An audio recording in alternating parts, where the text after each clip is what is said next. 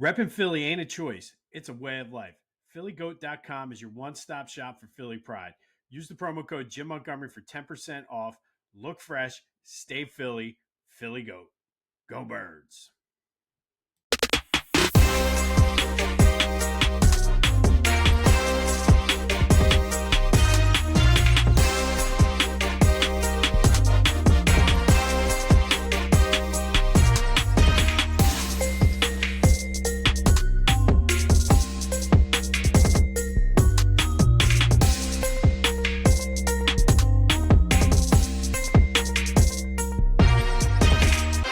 Friends, Philadelphians, Eagles fans, lend us your ears. We come here today not to praise the 2025 Philadelphia Eagles, but to bury them. Welcome to the Brotherly Birds Breakdown. We are the Montgomery Brothers. I'm Jim. And I'm Kyle. And as you as you can see, I'm wearing black in memoriam of the Eagles season. That's why we did this. I couldn't even bear to wear a black Eagles sweatshirt. I was so disgusted. So I didn't tote it up like other people have, like our lovely favorite uncle has said, make sure you pack all that stuff away.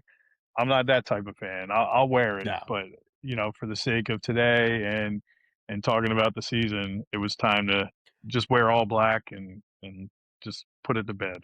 Put it to bed. And for the record, we did not coordinate the all black look at all whatsoever. So just goes to show where our heads are at. But I mean, I guess like each week we've come in and said, hey, this is week 18. This is wild card week. I guess this is Cancun week. Yeah. I mean, our favorite Philadelphia musician, Mr. Robert Williams sang the Billy Joel song, Cancun waits for you in the ode to Vienna. So, usually I'd be like pissed off about that and be angry, but that kind of helped me kind of get over the loss a little bit because it was pretty good. It was a pretty good song. So, Yeah, I don't know. I I agree. don't know where these guys go. Like, I don't know. It all depends, man. Because like, I can see half of these guys. AJ's probably in Mexico or somewhere like that because he checked out in the second half of the game too. So he was probably already mentally there. But he had a flight already booked for 10:30. he probably Sunday night. booked it at halftime. Yeah. So like, I don't know how half these other guys are, but like, I don't think Jalen's going to Cancun. I bet you Jalen's already working on next year. I think so. That's just the way he's wired. Yeah. And look, we'll get into it, but he probably should start working on next year because, nobody's excused in the way that season ended. Nobody. No. And I mean, let's get into it because I felt, and I've heard some other people say this too, that last drive was like the perfect microcosm of the entire season. You had from the ridiculous play calling to Jalen running it, but running late. He overthrew Devontae at one point. AJ dropped one. The ball to Goddard was a dime, but like that to me, that whole entire drive summed up the entire season perfectly. Yeah. Yeah. And I mean, you look at, and you can dissect it all, right? You can look at that last play call. You can see that timeout, and like you see the video of them talking on the sideline. You see Nick look at Jalen and go, kind of one of those things. Like they're playing with 7 defensive backs, and you call 4 verticals. Like, and everybody that broke that down, any analyst that looked at that were like, your chances of being successful on that play were slim to start off with because of what you called. And I will say, not giving him credit, but that was a dime. Like, he threw a BB there, and he almost pulled it off. It just so happened that it was in triple coverage. You know what I mean? But like, I heard people, and look, we heard people while we were at the game go, why wouldn't you throw to AJ there? Why would you throw to AJ? He had 3 key drops. Like, how can you trust him in that situation? Like, and I mean, and we've seen that all season.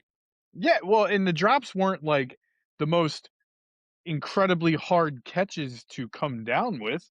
They were right in both of his hands. all 3 drops were right in his hands. So, you know, look, I get it that stuff happens and you make drops and it is what it is, right? I mean, but you can't talk all your shit all year about being the best wide receiver in the game and that you need your targets and this and that. And then when you get them in the big moments in the arguably look, every in playoffs, every game that you play is the biggest game until the next game, right? It's the biggest game of Yep. the year. That's your biggest game of the year, and you came up with 3 key drops. And that's unacceptable. It 100% is, and that's exactly what I was gonna say. Like, it would have been different, like, if the roles were reversed and it was Devontae who had 3 drops. Still unacceptable, but okay, like, you had an off game, it happens, but we've seen consistent, like, loafing, not giving 100% effort, alligator arms for who, for what moments out of him after all of the cryptic Twitter posts or Instagram posts and everything like that. Why would they use you or whatever your quote was? And like, who are you blaming that on? Is that Petula? Like, you can't blame Jalen on that one. Like, those balls were right there. Same way. What was that? The Dallas game where he had the drops, or was that Yep, San Diego? both. Both. San Diego, he dropped a Like, touchdown pass that would have won him the game, but in Dallas, he yes. had a drop too. Yep. He probably had more drops this year than he's ever had as an Eagle. I don't think I thought I saw a stat somewhere. He didn't have any last year. Yeah, yeah. I'm pretty Like, sure he something didn't have any drop ridiculous. passes. Yeah. And then look, that's what he's known for having strong hands. I mean, that, like they do the always open thing because he's always open. You could throw to him in man coverage when he's covered, and he still catches the ball. Well, I don't know. Look, even if he comes back this year, which from a salary cap perspective, I'll be shocked if they somehow get rid of him. Right. There's really no way that they can do that unless he restructures his deal. So Um, they get the dead cap hit even if they do find somebody that's willing to trade him and take the full salary yep, because yep, of, like, the because of the way it's bonus monies. structured. Correct. So he would have to basically do a sign and trade, which Howie's smart enough to do that, and any other team that would trade for him is probably smart enough to do that. You would do a sign and trade. It'd be similar to like when the Eagles traded for To from Baltimore. Remember that? Yeah. Because they wanted to Mhm. do the 49ers. 49ers traded into Baltimore, and then the Eagles got him from Baltimore. Like it was basically a restructured deal type thing. Yes. That was how it Well, that's worked. what started that whole drama was Correct. that restructured deal. Yeah, yeah. So they would have to do a sign and trade to get rid of him, and then free themselves of that cap space and that cap hit. So they're not going to get off the hook at all. They'll still probably have a little bit of a cap hit regardless. But you know, I don't think it's happening. I think it is what it is. It was just a bad year.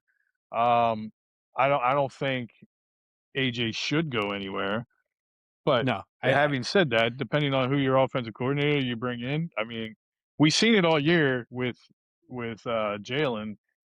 If he's throwing to Devontae, AJ's not getting the ball. If he's throwing to AJ, Devontae's not getting the ball. So it's not like he's utilizing both of them anyway. It does help spread out your offense having 2 guys like that, but if you're not gonna utilize them, why have it? You know what I mean? Right, but to me, that would be a selling point if I'm an offensive coordinator and I'm choosing between let's just say you're choosing between Tampa because I know that's where Mike McDaniel was interviewing for their OC. If I have a choice between Tampa and the Eagles, I'm going where I have Devontae Smith and AJ Brown over an aging Mike Evans and an aging Chris Godwin. I know Emeka Ibuka is there too, but like if you look at like I would choose them. So like to Yeah. me, if Howie was smart, like I would try to make it work. Yeah, I mean, look, and we'll get into the offensive coordinator search, but, like, I find it hard to believe that, like, guys like Mike McDaniel and Stefanski and those guys aren't gonna like, if they're gonna take a offensive coordinator role, it's probably with the backdoor option of having a head coaching position either available there or using this as a catapult A to stepping be stone. a yeah, like, you're not those guys are too young in the game for being head coaches, and they're well respected, like, offensive guys when it comes to being coaches. They're not looking to be an offensive coordinator the rest of their career. You know, Dayball, completely different story, right? I can see Right. Dayball being an offensive coordinator again, and then maybe doing like a like Dayball reminds me of like a Josh McDaniel, right? Like great offensive coordinator. You tried the head coaching thing, didn't really pan out how you thought it would. Now you're going to go back to being an offensive coordinator. And look, and I might as well tell you now, I was hell bent about bringing Dayball in because everybody wanted him halfway through the season after the Giants fired him. I'd give him a look now. Now that it's the off Absolutely. season, I would give him a look. Why not? Right? Why not? Right. I mean, you know what? We can get back to the game. Look, might as well start because that was the big news really this week was the offensive coordinator coach. So let's like to me, you already have the established relationship with Jalen as well. And Yeah. like so that whole well, it's how many different offensive coordinators in how many years? Well, you, does it count if it's the same guy, just 10 years in between or whatever it is? Yeah. Yeah. No. And look, some of that has to fall on Jalen at this point, right? Like, we're both Jalen guys, but at the same time, like in college, you can't really get around it. But like in the pros, you've had 5 different offensive coordinators in 5 seasons. Granted, you made the playoffs all 5 years, but like, at what point does that not had like become a reflection on you? Like, it has to have some type of reflection on you. Having said that, 2 of his best seasons have come with experienced offensive coordinators, right? Kellen Moore and even Steichen, like he had play calling Right. experience. They were his 2 best career years, and they went to the Super Bowl both years. So, like, you're looking at it going as an offensive coordinator. Well, why would I want to go to Philly? I only get 1 year, and they're going to either fire me or I'm going to like. But at the same time, you're looking at it and you have all this untapped potential that is there because we've seen it, right? We've witnessed it. We Right. saw it. So, and even looking back at the season, Jalen had career numbers in touchdown passes, you know what I mean? He had 2,000-yard receivers. Dallas Goedert had career high in touchdown passes. So, like, that potential's still there. Even though they looked like shit and they were inconsistent all year, they still didn't mathematically, like, statistically have that horrible of a year. Right. I mean, like, but is that a testament to Jalen? As much as you're saying it's kind of an indictment maybe on him, but is that a testament to him? Do they need to get more? Because I know that was the big talk too. Um, and I feel like we're skipping around, but this is what happens when Is what your it is. season's over. Yeah. But both Nick Foles and Donovan McNabb both questioned how much input that Jalen has. Specifically, you referenced that photo on the video on the sideline where they just didn't seem like they were all on the same page. And I mean, Donovan said, I didn't have that. Believe it or not, as much as he was Andy's guy, he didn't really have a say in any of that. And he was like, I wonder and question how much Jalen has. Where Nick came out and said, Doug knew. I knew. Uh, everybody talks about Philly, Philly. He was like, "That's the play I wanted to run. If I didn't, Doug was going to call whatever play it was, and it probably would not have worked." He talked about the Chicago game with the fourth down pass to what the heck was his name? The guy they traded for Golden Tate. He Yeah. said that was my play. He was like, Jalen needs to be vocal like that. And I wonder if he's tried to be vocal like that and has gotten shut down. So he's just in his own way putting his hands up, or whether they're like, no, shut up. We're the smart people in the room. You just go out and run the play that we call. Yeah, I mean, I get a little bit of, like, the with Sirianni, with the Patullo hiring, I get a little bit of, like, the Andy Reid draft picks that he would throw out there and not admit that they were failures because he didn't wanna look stupid type thing. You know what I mean? Like, that's what I get out of Nick Yeah. sometimes when you see the Patullo hiring and you see that kind of that stuff, and, like, all year, "Kevin's my guy, Kevin's our offense coordinator, we're not changing play calls, we're not doing this," like, I just what I don't understand, and you and I talked about this at the game. That first half, looked like a well-oiled machine. It was a great offensive thing. We saw plays that we didn't see. There was motion. They were getting to the line of scrimmage and like under center with like They 15 to handed the 18 ball seconds off to left. Dallas. Right. So what I don't understand though, like you come out in the second half and you do something completely opposite of that, right? So if I guess what I'm trying to get at is like all throughout Jalen Hurts' career, it's always been winning is the most important thing, right? So he said it this year, but he didn't make any changes at the line of scrimmage like what we usually do. And if he's calling, if Petula's calling shitty plays, and you know they're not going to work, to your point, you got to make that change. Like you got to make the change at the line of scrimmage and call what will work, and then you deal with the consequences after the fact. But like Right.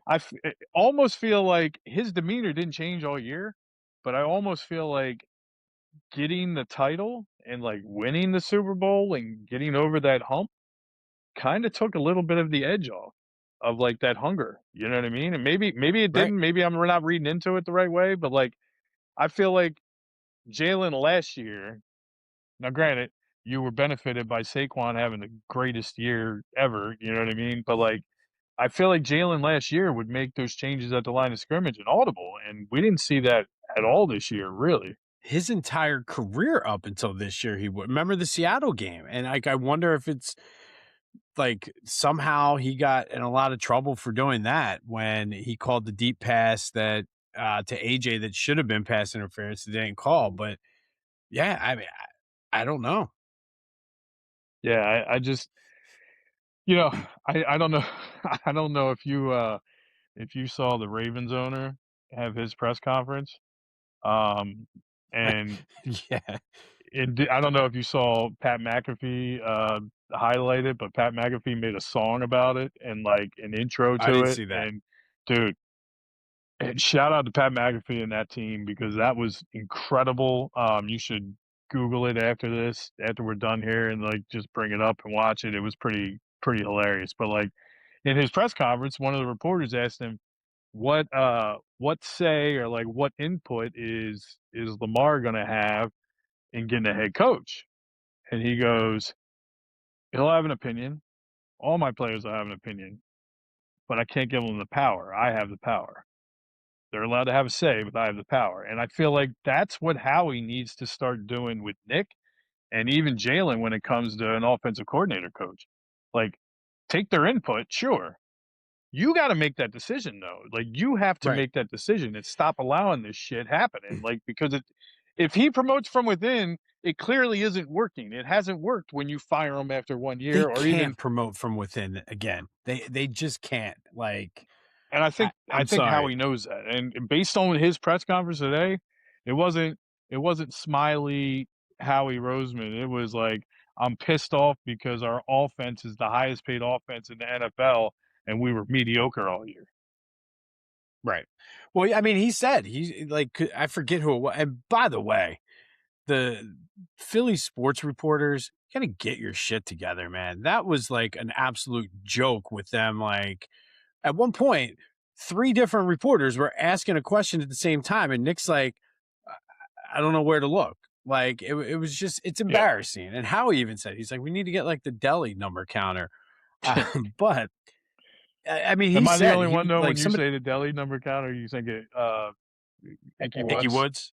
Yeah, Yeah, like that's 44. That's me. that's me. Get some cold cuts. Like I'll always think about that. Always. That's the first Every thing that comes time. into my head. Yep.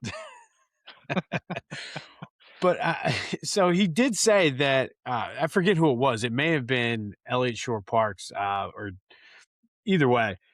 But he said, listen, it's a good thing if our guys are getting poached every year to be head coaches. That means we're winning. That means we're doing something right. So I'm okay with that. And that gave me a little bit more confidence that they're not going to promote from within this time. Yeah, and I think it well, there's a proven track record here, right? Like when you don't promote from within and you get another person in that role, you have a successful year because they are trying to prove something, right? So like we all talked about it. Like the ideal situation would be to get a older offensive coordinator similar to Vic that like you can build that camaraderie with and you can build that continuity with and just have him stay here because he has no desire to be a head coach. Having said that, I don't think that's the way of the NFL right now with these offensive coordinators. I think if they're going to go out It's there, not. they're going to get a big splash. And would I love to get Mike McDaniel in here? Sure.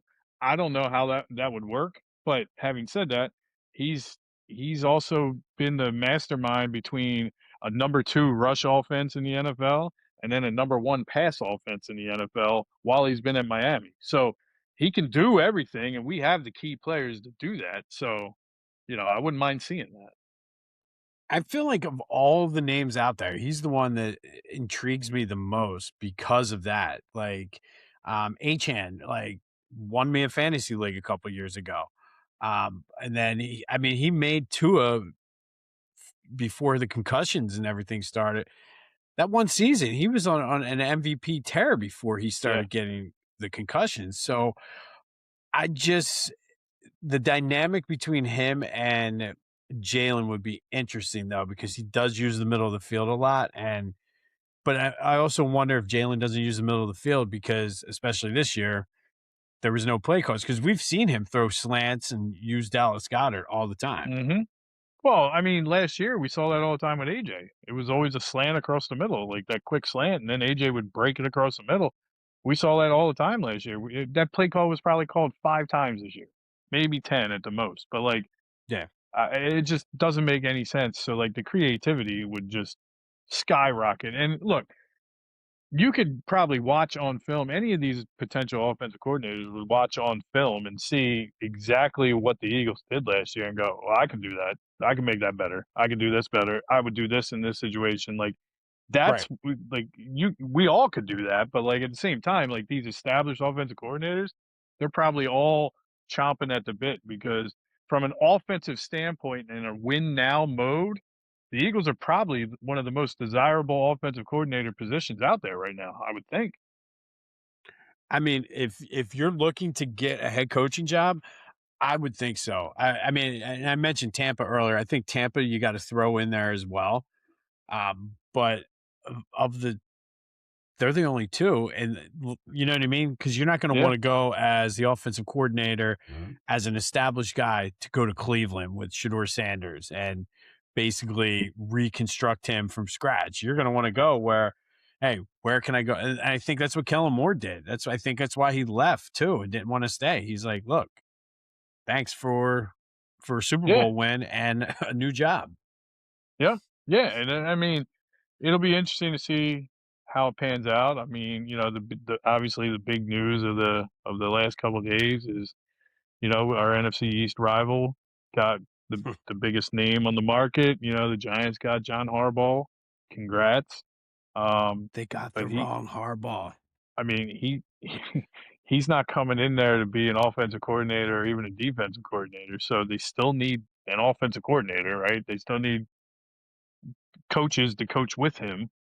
Um, so look, I'm not going to discredit it and say it's not a big splash. It's a big splash. Kudos to the Giants for going out and getting their guy. Oh, and they did Having it said that, fast too. Like, oh yeah, they knew that's who they absolutely. wanted.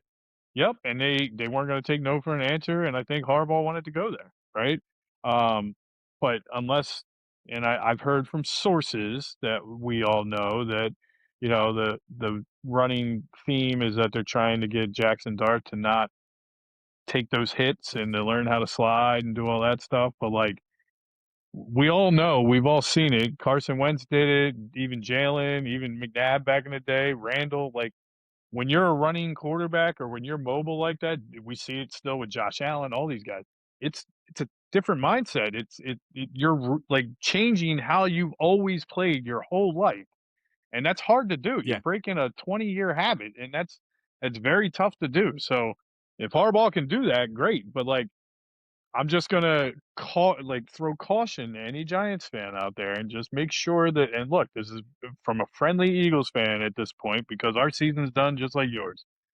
Mm. Um, don't get so romanticized by the success that he had in Baltimore and think that that's just going to magically happen with you guys in the Giants. Your owner is still a piece of crap. Your GM is hot GM is trash. an idiot. So, unless those things change, you could resurrect Vince Lombardi himself, and your team is still going to be mediocre. You do have talent, you do have draft capital, you have all this stuff. So, look, I'm not raining on your parade. You have a lot to be excited about, and you should be because you haven't had a lot to be excited about for a while. But at the end of the day, don't expect the longevity of success that he had in Baltimore to just happen overnight in New York because it's going to take a little bit of time. It's going to take a little bit of time. So, to your point, I'm actually going to rain on their parade because I'm still bitter about Sunday. And let me just throw a well known stat out there for everyone. There's been 59 Super Bowls. Of those 59, I couldn't tell you the exact number of different coaches who won it. Not one of them has won it twice with two different teams. So, I'm not trying to be the rain on your parade, but just I throw that out there to say that's a pretty huge sample size. So, listen, you could bring back Vince Lombardi. Vince Lombardi probably couldn't do it in today's NFL. There you go. I like it. Oh, one last Giants thing before we get off the Giants train. I didn't get a chance to listen to all of it or watch all of it yet, but did you see my boy Jameis was on New Heights with Jason and I Travis? did. I did. I Dude, did. like if we can't get like Jameis Winston to do his own show or like be a commentator or do something after football.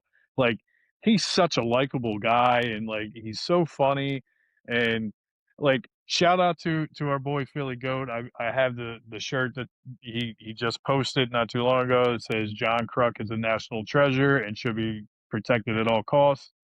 Well, I want to create one that says Jameis Winston is a national treasure and should be protected at all costs because the dude is just straight like he's must see TV and must listen because you never Every know what's time. going to come out of his mouth, man. And like listening to some of his stories and everything on that podcast, it sucks that he's with the Giants, but at the same time, man, like I don't even care. I root for him. I'll root for him because he's that likable of a guy. He's funny as hell. Oh, yeah. No, absolutely. I mean, he was great. That was the year the Eagles lost to the Chiefs. He was at the Super Bowl asking questions. He was amazing. Yeah, yeah, yeah, yeah. Good stuff, man.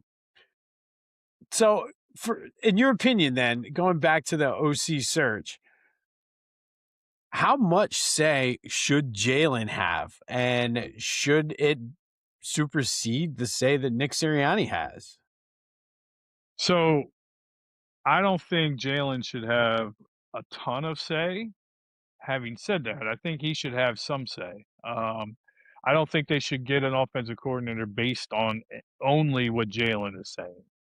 Um, Mhm. and I don't think they should get an offensive coordinator based on only what Nick says. I think it has to be a collective. I think you We've have seen to that. get correct. I think you got to get Nick. I think you gotta get Howie, you gotta get Jalen, and honestly, you gotta throw Stoutland in there because if Stoutland's still gonna be the run game coordinator, you gotta get him in there because he's the offensive line coach and the run game coordinator. Because if you're gonna get an offensive coordinator that's not gonna focus on that stuff, that's gonna have like the offensive coordinator is the key that unlocks everything, right? Because depending on how you're gonna like run your offense, now you got all these draft picks coming up in the draft. Well, do I need to draft offense or do I need to draft defense? Your defense is pretty solid. My offensive coordinator wants to throw the ball nonstop, so maybe I don't need to have Saquon. And like there's so many Right. questions, and the dominoes will fall once you get that offensive coordinator. But I think it has to be a collective decision. I don't think you can focus on one thing. No, I agree, and I think whoever they bring in, and I guess there's two things going through my mind because it kept being asked at the press conference today, and which is again Philly media. You have to be better. Nick answered it three times, and then somebody asked it a fourth time, and it's like he just said it depends on who they bring in because they kept saying like, "Well, you have some good coaches," and I think they were alluding to Stoutland. Like, well, do they have full autonomy to bring in all of their guys, or their guys you want to keep? And he was like, "It depends. Sometimes they can't bring in all their guys." And like he answered it the same way, but I think you have to like consider keeping a guy like Stoutland, even though it wasn't Mhm. his necessarily his best year. Um, but again, I do. I think it depends on who you want to bring in. But I think it has to be somebody who comes in and says, okay, look, here's Jalen Hurts' skill set. You weren't using it right last year. You used it when you needed to perfectly in 24. 23 was just a hot mess. 22, you used it this way. And I think they need to like to me, if I'm doing interviews, like that's what I want to hear. That's what I want to see is like how do you plan to use Jalen Hurts and how not saying like if it's a Mike McDaniel, like completely change your philosophy. No, how do you fit Jalen Hurts into your philosophy? And Yep. I think that is kind of where I want to see some of the focus be. Yeah, I'm right there with you. I think that's the number one key. I did have a question for you about Stoutland. So Stoutland this year was not only the offensive line coach, but he was a run game coordinator. Was he the run game coordinator last year? I think so. Okay. I wasn't sure. So like, because my I thought was believe like, so. you think about it, our offensive line has been like the staple. It's been like the top part of our team, like the number top, top 1 through 3 in the NFL for like 8 years. Then Easily, yeah. all of a sudden, now granted, you're coming off the year that you had last year with the wear and tear and everything, there's bound to be injuries. Not saying that, but like if he wasn't the run game coordinator last year and they made him that this year on top of the offensive line coach, maybe it was just too much, right? Maybe it was Maybe too much. I wanna say I'm pretty sure he was. Because who was the passing game coordinator this year? Do we even know? Was This there year, one? Because last I year don't it was know. Patullo. It was Patullo was the Petula passing last game, year. right? So like I'm just wondering if they need to get back to that where you have an offensive coordinator and then you have a run game coordinator and a pass game coordinator, and then you have an offensive line. Like you pretty much fill out the staff the way that it was and do it that way because these guys pulling double duty, clearly something's lacking there. You know what I mean? Right, and maybe I mean, the thought process with Stoutland was, listen, these guys can pretty much coach themselves because they've done it for how long, and, I also think I don't know, like, I look at it like this, and they were Mike Mayock was on the afternoon show when I was coming home today, and they wanted to blame, or they asked him, like, "Would you put most of this on the offensive line, kind of like a fluky thing, and the offensive line being unhealthy is what cost them the season?" And Mike Mayock was essentially was like, "No, that's the easy way out." He was like, "There is so many things," and when you said the collective, it made me kind of think of that. I think this season it was all the collective, like starting with Howie not having quality backups as offensive linemen, and then take your pick all the way down. Nick, Yeah. Kevin, Yep. Stoutland. Yep. Can't really put a lot on Vic, but like Jalen, you know what I mean? There's just Yeah.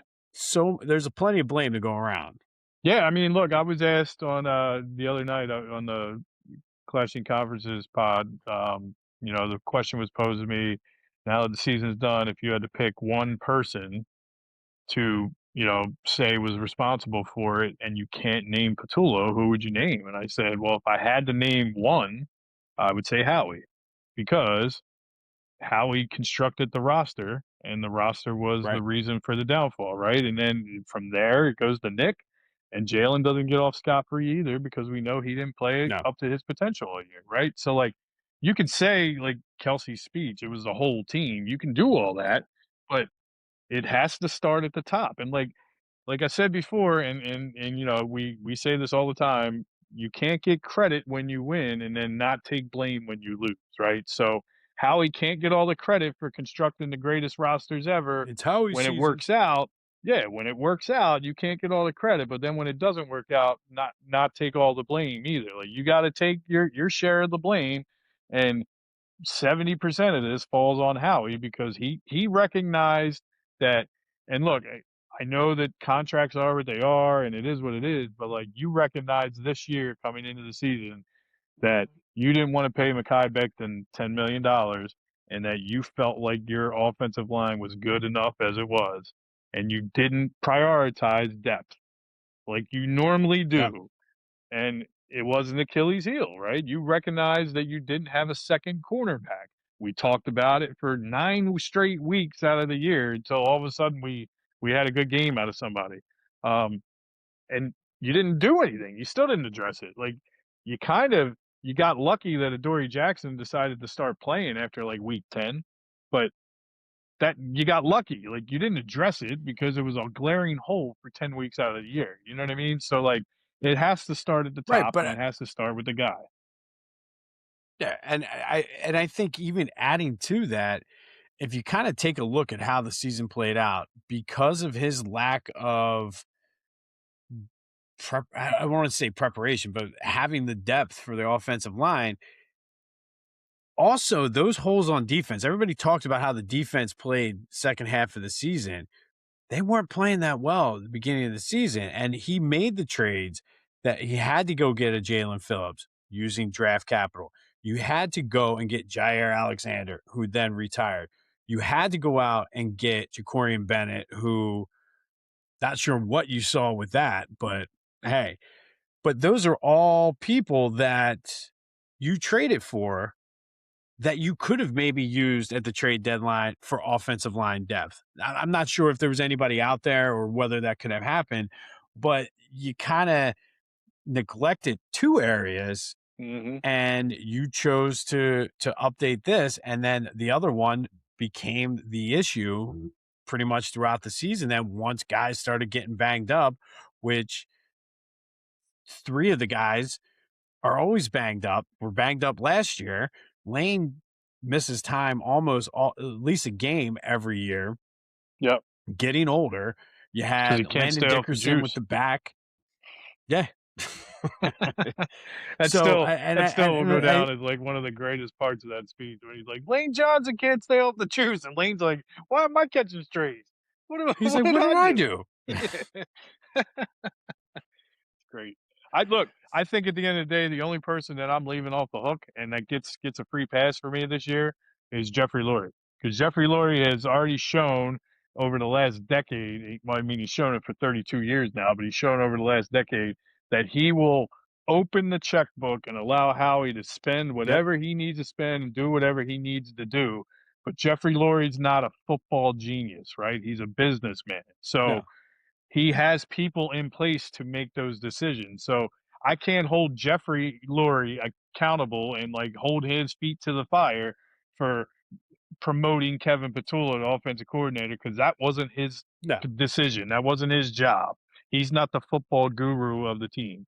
That's a Howie Roseman type thing, and that falls on Howie. So Jeffrey Lurie gets a free pass from me until we get our season ticket invoice and he raises the price because he got to pay for something. Then he's gonna For like not the get a fifth year pass in a from me. row. Yeah, yeah, I'm gonna get a Yeah. little pissed off about that. But you know, for Oh, right we got to now, pay for you get a Jair pass. Alexander retiring. Yeah, yeah, and we got paid for BG's like a third of the year, which I will. I'm going to go on record right now. I don't think he's retiring. I think he's going to come back next year. Hot take. I think he's I coming do. back. I think so too. Yeah, you could hear like in the one interview he had. He has fire. I don't think he's. I don't think he's done. I don't think he's done at all. I don't think he wants to go to training No. camp. Don't get me wrong, but like I don't think he's done at all. No. Who was it that used to do that? Always sit out like training camp, and then all of a sudden, like right when the season was starting, all right, I'm ready. I'm in shape. I'm good to go. Well, Ndamukong Suh did it for like the last like 4 years of his career. He did that where he didn't come back till like week 4. Yeah. But like, yeah, I forget who that was. That's I mean, I'm funny. sure a lot of them do it, but Yeah, I would not be the least bit surprised if he comes back for what is it, year 17? Yep, yep. No, I mean, I will say, and like usually the end of the season, like I'm feeling pissed off and frustrated and annoyed. I gotta say, the way this year played out, I almost felt relieved that it was over because granted, it's fun going down to the games and I enjoy watching them. I'm not saying that, but it was not a very like fun or like likable team this year at all to watch as we like not compared to last year anyway. And maybe Yeah. because our expectations from last year were way up here, it was different. Yeah, I mean, look, you don't like losing. You don't want your team to ever lose, but like the frustration of this team all year and like everything that we've dealt with and like as fans, you know what I mean? Like I'd rather them lose in the wild card round than to lose in the Super Bowl for the same reason, right? To Yeah. play an ugly game and lose in the Super Bowl like that. And like the same thing that we argued and got mad about all season happens in the Super Bowl, like that would piss me off.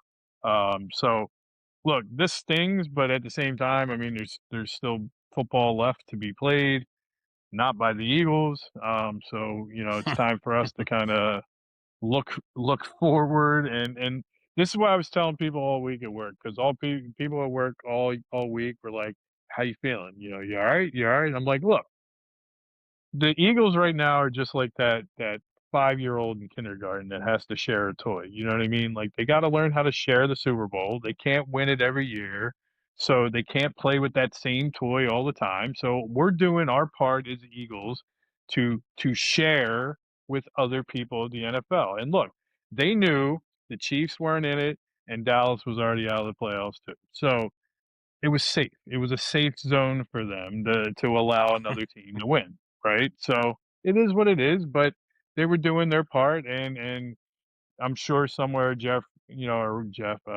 Goodell's like, yes, parody. I love it. Thank Somebody new is God. going to win. Yeah. Yeah, there's going to be a different team this year. Yay! So he's loving every second of it. No, and I mean, and to that point, I think it's important to realize, and yes, like of course you want to win it every year. And we mentioned what Howie's, did we do even do that on the air, or was that before we came No, on we when you did. mentioned Yeah, we did. Howie Yeah, saying with I the want to win it confetti. every year? Yeah, absolutely. Yeah, but has only happened 8 times in the 59-year history of the Super Bowl that a team went back to back, and a handful of them are the same teams that did it multiple times. So if you kind of look at it like that, it's a rare thing to do. So Yeah, I'm not saying and it's look. acceptable, but it like those are the things that are going through my mind to help, I guess, the acceptance phase of it. Well, and at the same time, I mean, I know it's not what a lot of other Eagles fans want to hear, but there's probably 26 other fan bases right now that would love to trade spaces with us for the last 20 years. They'd rather be in our shoes, right? Because of the Oh yeah. success and the sustained success. You know what I mean? So, you know, I know you're never going to hear a Giants fan or a Redskins, Commodores, whatever you want to call them, fan admit that, but like because hey, we have more Super Bowls than you. Good, you haven't been relevant. And, the Redskins haven't been relevant 30 in years. almost as long as the Cowboys. You know what I mean? So like it's basically there. We have to still take a look back at this and like I'm the long and short of it is the fact that like we won the division, we won 11 games, and still made the playoffs for the fifth straight year, and we're sitting here as fans going, "Man, this was a failure of a year. This sucks." And I wanted to win the Super Bowl. Like Right. you do have to look at the bigger picture Eh, here and just take that 1,000-foot view and go, "Damn, it was still another success, quote unquote successful year, so to speak." You know what I mean? Oh, you don't think yeah, Cleveland would have taken this season in a heartbeat. Yeah, hands down, hands down. So I think Arizona would have taken this. Like you got to look at all these teams, and Yeah. that's why I said there's probably at least 20 other teams, if not 26.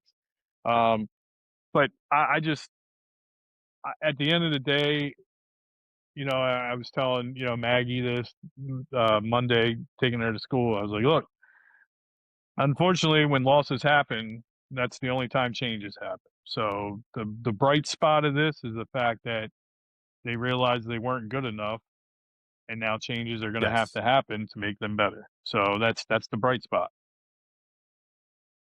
Right. I mean, and truthfully, and I think coming into this year, if you look at the way, excuse me, that Howie kind of not giving him a pass, but the way things sort of went, this was almost sort of, I don't want to say a throwaway year, but like I think similar to 2023, where it was like, okay, we're going to lose a lot of these guys because they won the Super Bowl. They want to go get paid. Let's see what we can. And I think throughout the season, he saw, okay. And that's why he started making some of those trades. So I think hopefully next year they'll be back and Jesus, and be able to hopefully rebuild or retool and go for it again. Yeah, yeah, and I think they will. I think they will. But I just think that it was a glaring omission of him for not building this roster better. So, and look, I took a lot of like, I was happy to hear what he said in the press conference because it shows that he's hungry about it and that he's not just going to rest on this and he's not going to settle for it. So, I'm anxious to see what happens in the next couple of weeks because I think they're going to not only make a big splash, um, but it's going to be something that we probably weren't expecting. Yeah. And I like I agree with you. And I think it was a good start to the offseason the way he handled it today. Yeah, yeah, for sure, for sure. All right. Well, before we move on, I guess we did make some picks last week, and it's an easy recap this week. We got absolutely nothing right. Neither one of us got a damn thing right. Yeah, I mean, I had No, Dallas Goddard with a touchdown, but he didn't have 60 yards. Um, right. I We had said that the Saquon, defense. didn't have the Yeah, touchdown. I had the defense with one turnover. You had the defense with two turnovers, I think. So you at least got that part right, but not the sack. So you We know, needed a couple more sacks. yep, yep. Well, good thing we finished out the season the same way the Eagles did. So, congratulations on your win this year. Yeah, thank you, thank you. I appreciate that. I appreciate that. It wasn't. Hey, we didn't win pretty. We won ugly. You know. But yeah, we tied a lot ugly too. But Yes. Yeah. like we ended the year very well. It's 0 for both of us, which is I don't think that happened all year. it did not. One of us at least got one. Yep. I don't think any of us or either of us got Zeros all nothing the year. entire season. So Yep. Yep. It's a fitting end. good thing we showed up big in the final game. Yeah. Yeah. When the lights were the brightest. All right, so I guess kind of looking ahead, just to give you guys some programming notes. We are going to continue to do this during the off season, probably not weekly. We'll do an episode right before the Super Bowl, kind of give our Super Bowl preview. And then, of course, like schedule release and things like that. Maybe monthly, but best way to stay in the loop is just subscribe to the YouTube channel, Jimbo_Mont. Whenever we post anything, it goes. But we had a lot of fun doing this, so just wanted to throw that programming note out there before I forgot. But we will. Next episode will be the Super Bowl because, of course, why wouldn't we do a Super Bowl episode? Everybody Yeah. does Super Bowl shows, so still not too late. If anybody out there wants to invite us out to Radio Row, we'll spend a week and do a week worth of live shows if we want to. Just Yeah. throwing that out there. Absolutely. Absolutely. If you want real talk from real fans, we'll give it to you. We'll give it to Oh you. yeah. That's how it works. All right. So I guess before we kind of wrap up, looking at next year, Yes. So obviously, offensive court. Go ahead. yeah, go ahead. Go ahead. I was gonna say, other than offensive coordinator, which is the big glaring need, it's gonna be a busy offseason for Howie. Howie's got a lot of he's got his work cut out for him. Like, this is where it needs to be Howie season, I think. Agreed, because this is what he's kind of known for, right? To wheel and deal and make these offers and see what sticks, right? So I'm gonna have you put your Howie hat on, and I'm gonna give you a little rapid fire here, and I'm gonna throw 7 names. So out of the free agent market on the Eagles team, I picked 7 key players that I feel like should get more looked at bringing back, and then I have a few in this 7 that I think should definitely be back. Like, they're no-brainers to me, they Okay. have to be back, right? So, I'm gonna rattle off these 7 names, and you tell me yes or no, and if you wanna give me a little bit of why, that's fine too. So, I'm gonna start off Reed Blankenship. No. I think as much as we like the exciting whites, I think this is not the first time he's kind of come up as a free agent for the Eagles. I think it's time to move on, especially with Makuba. Maybe you bring a guy like Marcus Epps back. Maybe you draft another safety and kind of get the a young, exciting defensive backfield. But I like Reed, but no. Jalen Phillips. No, I think you could use that money, reallocate it to some of the other guys that we have, maybe free agency, and go again. Thank you for what you did this year. I know you loved it here, but I think you just gotta. It was more of a rental than anything. Okay. Alright. Um, Fred Johnson.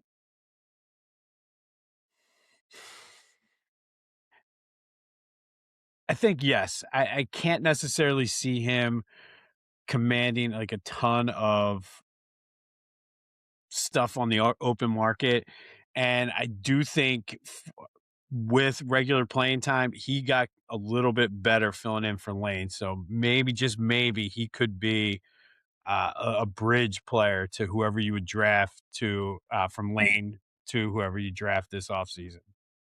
Okay. Um, Brett Toth.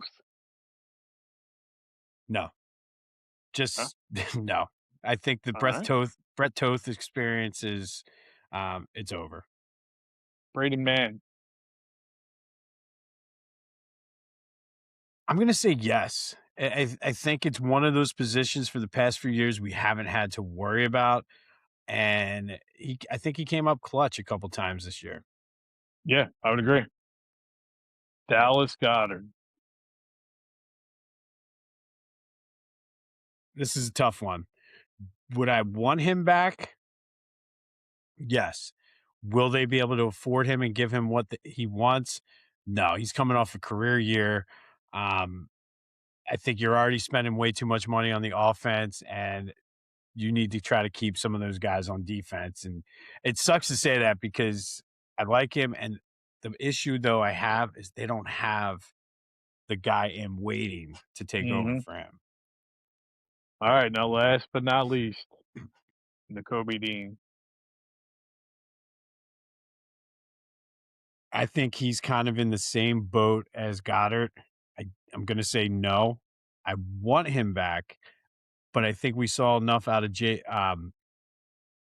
not Jalen Phillips, Jahad Campbell, that I think he's going to be an adequate replacement. And don't sleep on Trotter Jr. getting in there and having some playing time. And it sucks because I like N'Kobe a lot. I think of all of those Georgia guys, he's got the most leadership qualities. But I think you're already paying Zach Vaughn. You drafted Jahad Campbell, and I would love to have him back. I just don't see financially how it works and even a fit schematically how it works. Alright, well, there you go, that was rapid fire. That was 7 key guys on their free agent list that I think should get looked at and see if there's an opportunity, and out of those 7, you said Braden Mann and Fred Johnson. That was it. Everybody else, chances are they're gonna walk. and you'd be okay with that. So the thing with Goddard that concerns me, they don't have anybody. They don't have anybody. Right. Calcaterra is not that That's guy, right? So he kind of has you by the nuts, so to speak, right? So unless you draft he somebody, right? does. Now last year, I think they were going to draft a couple of those guys, and it just didn't fall their way. So maybe somebody falls their way this year. We'll see. The only one that Yeah, I I mean, on that list that I would think about in a little different way would be Toth. Um, I'm okay if look if unless they can get a hometown discount from the Kobe, all right, see ya. Phillips isn't going to give him a hometown yeah. discount because he was only here half the year.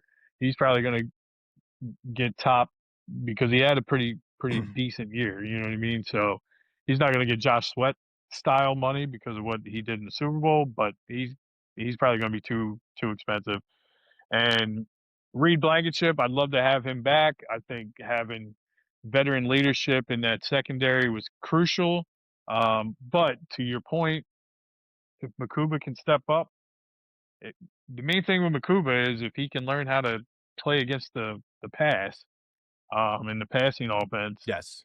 because he can sure as hell play against the run. It's the rest of it. So but give Vic Yep. another offseason to kind of toy around with it and play around with it.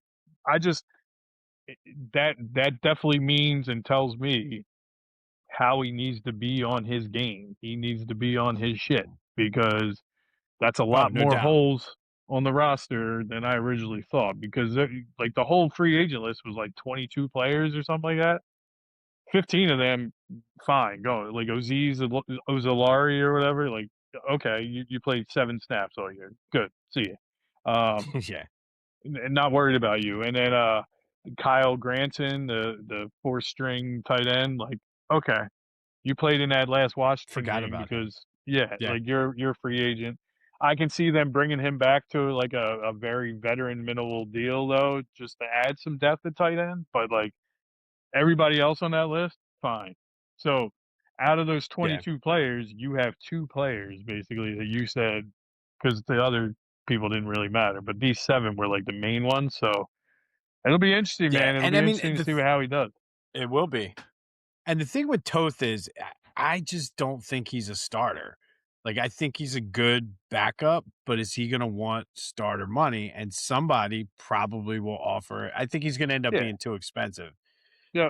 And I Well, don't I wanna mean, get, and not that Howie would do this, I don't wanna get into the Ruben Amaro Phillies where we're rewarding guys and we're for loyal to past, these guys. And yeah, yeah, yep, like, yep, we have a wide open window. yeah. Well, and then you look at it from you you drafted Drew Kendall.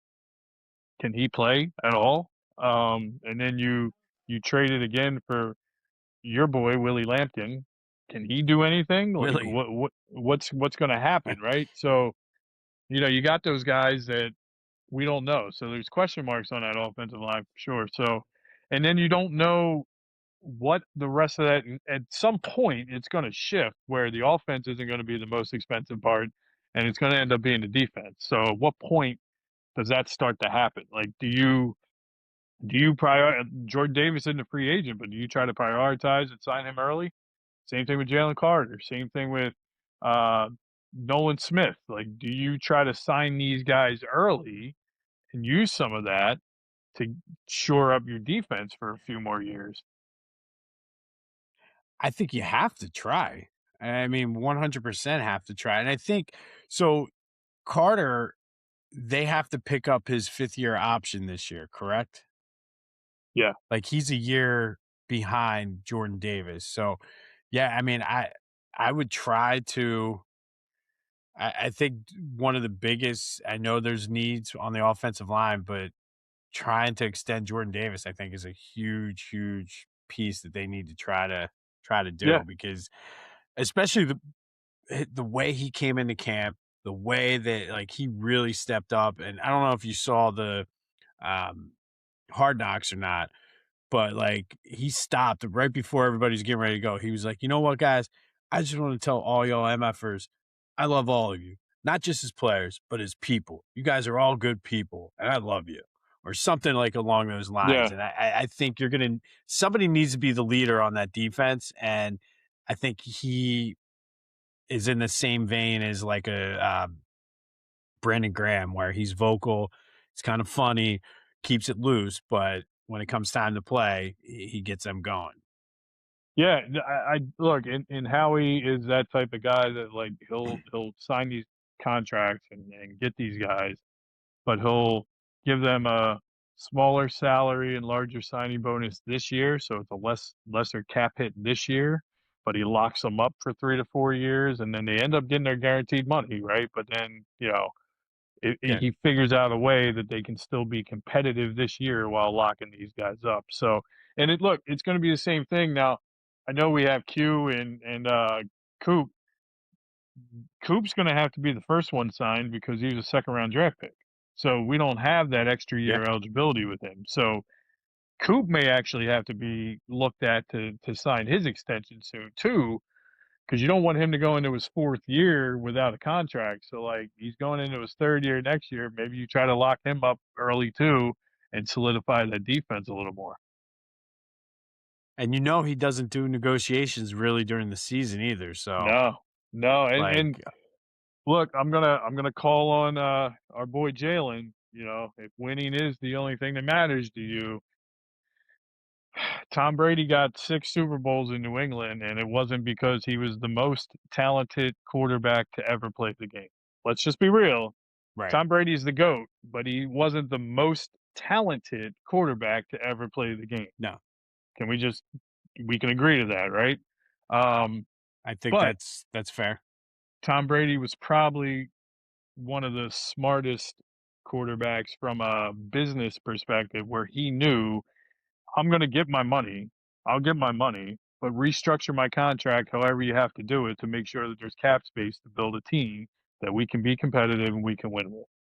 If you build a competitive Yep. team around me, I will win you games. But you have to do whatever you need to do to build that team. So Jalen, put your Brady hat on, have a long talk with MJ this offseason on the golf course, smoking some cigars, learn how to win, learn how to do what you need to do for the betterment of the team because we're going to need you to restructure your deal at some point too. And keep the main thing, Jalen. There you go. There you go. Love it. Love it. All right. So before we get out of here, we do have got some picks for this weekend's games. I do. Not that I anybody wants them after we went 0 for whatever, I do have some but who do you got picks. winning? All right, so I'll start with the NFC. I got Seattle winning at home over San Francisco. I think San Francisco is just too banged up, and then without Kittle, I think that Kittle loss is going to hurt them Yeah. going to Seattle. So I got Seattle over San Francisco, and I got the Bears over the Rams. Um, I just it's hard to bet against the Bears right now with how they're just coming back in games. And look, as a Kentucky fan, seeing my Kentucky Wildcats come back from 18 points down last night to win on a Christian Laettner-esque shot at the end. And I don't know if you saw the game or saw the highlights, but LSU had a big man guarding the inbound pass. So the first person that tweeted out after the game was Mr. Rick Pitino. And he said, "Oh, look at that. They put a big man on the inbound pass." Yeah. So, trying to justify what he did with Christian Laettner. But irregardless, I have the Bears over the Rams, and then AFC. Bills are gonna go into Denver and get it done. Look, I'm riding the Bills train, and the only reason I'm riding the Bills train because if Josh Allen doesn't win a damn Super Bowl this year, he ain't ever gonna win it. Because you never like without Mahomes and without Lamar Jackson in the playoffs right now, if you can't win against You these mediocre quarterbacks in the AFC, and look, I'm not taking anything away from probably he's not going to win the MVP. They're going to give it to Stafford, but Drake May had a hell of a year. Bo Nix is a solid quarterback, but he sucks from a fantasy perspective. He cost me the year. So Bills over Denver, and then upset of the year, Houston money line over New England. I think that defense is going to give them fits. Ooh. I think that defense is gonna give them fits, and D'Amico Ryans has them boys playing out of their minds on defense. And honestly, I think the defense is gonna keep rolling. They're gonna score a couple touchdowns on defense. Offense looks like shit, but the defense is Nice. just crazy. It does. So that's what I got. What do you got for this week? Nice. So I agree almost with all three of the four we're the same on. I think Seattle one is tough at home. I think if Sam Darnold is the big to me the wild card and all that, but I think that defense is playing well and they should be able to handle that San Francisco team. I also have the Bears. I think did you see the weather in Chicago? Like the Rams can't catch a break in the divisional round the past couple of years. I think no shot that Chicago's losing that game. Like, and again, it pains me to say this because of our mutual friend who, if they make it to the NFC Championship game, we're not going to hear the end of it. But I just can't see them because everybody said, "Oh, well, Stafford played in Detroit. He played in a dome, so he wasn't I also playing just in one want to degree throw weather." out there a Seattle versus the Bears NFC Championship game is like almost as bad as the Giants versus the Cowboys for us. So just throwing that out Yeah, there. it is And if you true know, you story. know.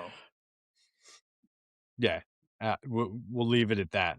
Yep. Um, but over to the AFC, I agree with Bills. I think Josh Allen is going to put that cape on. I know there's been a lot of talk about how he's banged up and all of that, but I think he realizes that if I don't win it this year, I'm never going to win it. So I have the Bills, and I think Josh Allen has a very very good game out in Denver. And then I agree. I think this is going to be the ugliest game of, and that's including the weather game in Chicago. I think this is going to be an ugly game. This might be like a 13-6 type game or something crazy like that. But I do think the Patriots at home are going to win that game. I don't know if they're going to go too far, but if we're going to get a Seattle Chicago NFC Championship game, I think Raj is going to want. All right, let's do old school AFC East, the old Yeah. versus the new, and now the new again. Bills Patriots in the AFC Championship game. Yeah, I like it. And look, hammer, hammer, hammer the under in the Houston New England game. I think the over under was 40.5. I don't even know, to your point, if they're gonna score 30 combined. So No, I'd be shocked if one of the teams scored 20 points. You know what I mean? I could see that being like a yeah, 17-13, 13-10, something like that, like you said. So yeah.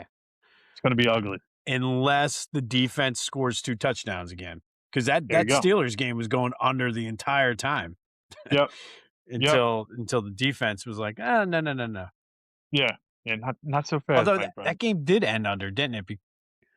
That game did go under because of the missed extra point Yep. Yep. It did. You're right. You're absolutely that he right. kicked under the crossbar. Yeah. I how you do that, I have no idea. I don't know. I think people in Pittsburgh were rejoicing at that one though, because you saw what happened as a result. Yeah. Oh, that was the other thing with the Ravens owner. They asked him if Tyler Loop would have made that kick, would Harbaugh still have been the coach? And he goes, for another week. Like, I, I mean, technically, sure, yeah, you're right, but like, man, y- you would think after like what 18 years or whatever it is, like he just seemed like he was pissed off about it. I don't know, but He was like, "I'm done with you." Yeah. yeah, yeah, that's what So it seemed like, man. Like I don't know, but he's the whole point of Pat McAfee was like, we need more press conferences from him because he was pure oh, gold. So, 100%. and they said he didn't hasn't done a press conference in like 7 years or something like that. Now, was this AI or did he really say when they ask him about Tomlin? Or They was that did. like an AI clip that I saw? No, no, that was And he was like, 100%. Yeah. "Yeah, They asked that him, that was would you awesome." entertain Like, Tomlin being the coach? He goes, only if John goes to yeah, Pittsburgh. Yeah. Yeah, no, that was 100% real. 100% real. yeah. We need more of him. We need more of Yes. him. Yes. It's gonna be fun. Nice. All right, brother. Where can everybody find you during the week? You can find me on the Clashing Conferences podcast on the Clashing Conferences Network. We do an all sports members pod um, every Tuesday night where we talk about all sports. I think last week, I think I told you we talked about Pop Tarts versus toaster strudels. We got into a heated debate on that. This week we had a food columnist that rated all the flavors of Pop Tarts. She joined to give us her take and put an end to the debate. So we talk about everything on that podcast. So feel free to join us on the Clash of Conferences Network. You can catch me every week on the State of Kentucky Report, where we talk all things Kentucky basketball, Kentucky sports. We actually have one tonight after the thrilling victory of last night against LSU. And then you can catch me on Twitter and Instagram at KyleMott16. Nice. And I don't want to spoil it. You got to watch it to find out. I can honestly say the flavor that she rated the top one is a flavor I've never tried before. I will admit I never tried that flavor before, but I'm going out and getting some this weekend at the grocery store. So Love it. we'll leave it at Love that. it. Love it. And then you can find me on all social media at Philly Jimbo every Monday through Friday. This day in Philly sports history. We've been talking a lot about the breakdown of this Eagles season this week and what's going on, but we'll be back. It's been a disappointing. Oh, and one last thing, and I'll put all the link and everything at the very end of this video. You're gonna buy Girl Scout cookies, right? So buy them from Ella. She's the best. Watch her video at the end and buy some damn cookies.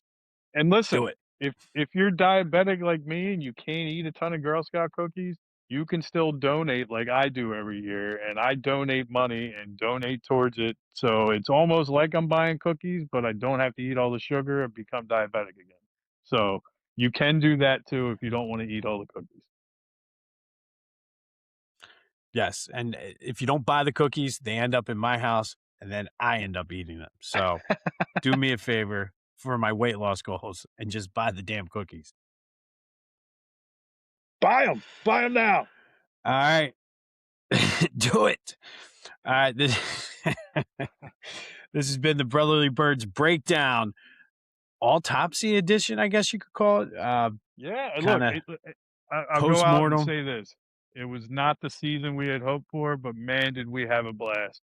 We had a blast all year breaking it down, talking about it, dissecting it, and giving them shit where it was needed. And tonight, this was a much needed therapy session for us. So I want to It thank was. you for allowing me the opportunity all year to vent about this team and give them kudos where it was due, but also give them the blame when it was needed. So, it was a lot of fun. A lot of fun. Absolutely. And next year, cannot wait to get back at it. But thank you, because you might not have always agreed with us, and your comments on all the social media as well as YouTube prove that, but you still listen. We truly, truly appreciate it. We'll be back Super Bowl week to break down the big game, and then looking ahead to the offseason. Maybe we'll have an offensive coordinator by then. We can break him down. Sure we will. I'm sure we will. As always, go Birds and Dallas sucks. Go Birds, and yes, Dallas sucks. And don't forget to buy the cookies. Peace.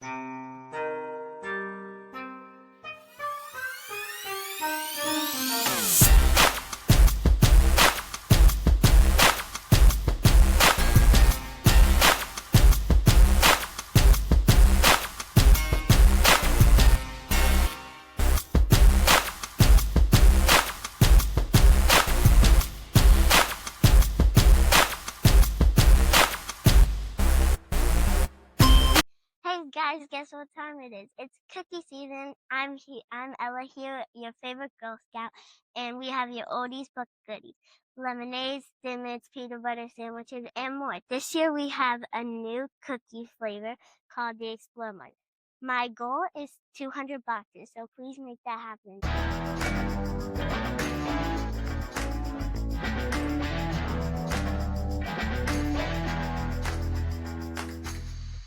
You're gonna buy cookies anyway, so why not buy them from me?